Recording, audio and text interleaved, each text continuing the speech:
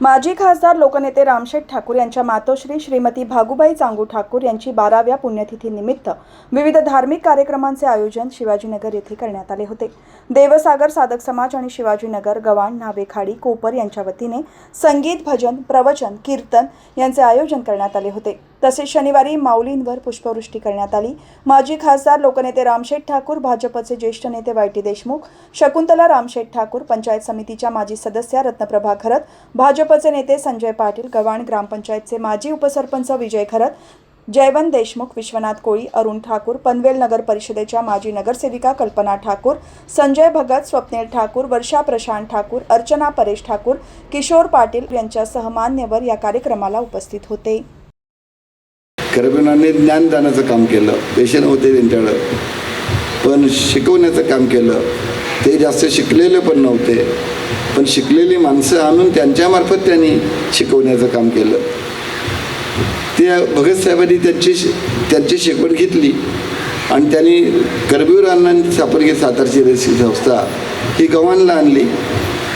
त्यांनी गव्हाणला आणली म्हणून आम्ही हायस्कूल शिकलो, नाही तर 7वीतच आमची गच्छंती होती, मच्छीवर जायचं, शेती बुडली होती तर मच्छीवर जायला रेती काढा जायचं लागलं असतं। तर त्यांनी शाळा आणली, आम्ही शाळा शिकलो, मग त्यांच्या कॉलेजला शिकायला सातारला गेलो, तिथं काय चांगले धडे मिळाले। आता महाराज जे आपल्याला तुम्हाला सांगतात ना, हे सगळं मी शिकलो आहे। माझा विषय होता मराठी। मराठीला संत वाङ्मयाची परंपरा हा एक आम्हाला विषय होता।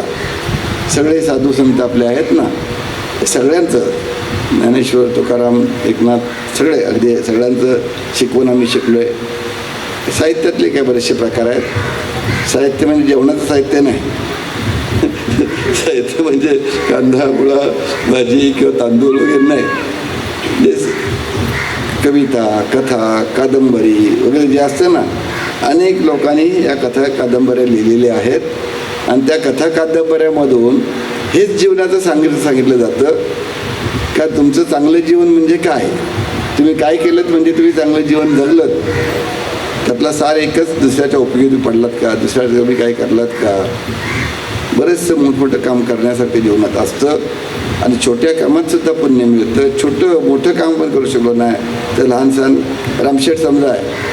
आता रामशेठ ठाकूर जो आहे तर त्यांनी कधी 1 कोटी दिले, आपल्याला कुठं 5-10 रुपये सुद्धा कुठं जर आपण काम करू शकलो तर ते पुण्याचंच काम आहे।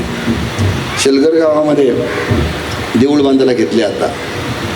शकुंतला ठाकूर माझी मिसेस, ती शेलगर गावातली भगतसाहेबांची मुलगी। गावकऱ्यांनी सांगितलं तुमची 2.5 कोटी द्या। त्यांनी काय सांगितलं 2.5 कोटी द्या। तर ह्या गावची मुलगी आहे शकुंतला ठाकूर, मी आहे तुमचा जाव आहे।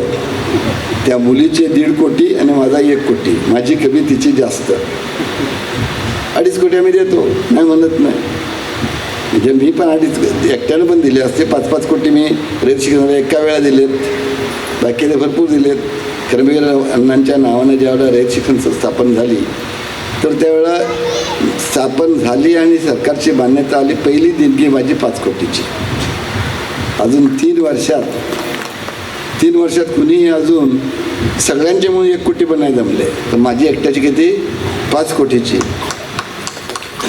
कारणच असं आहे, माझ्यावर जे संस्कार झाले त्यामुळं मला वाटतंय इथं मी जर शाळा हायस्कूल शिकलो नसतो, कॉलेजला गेलो नसतो तर मी आपला असाच राहिलो असतो, रामचा रामा झाला असता, रामशेठ नसता झाला।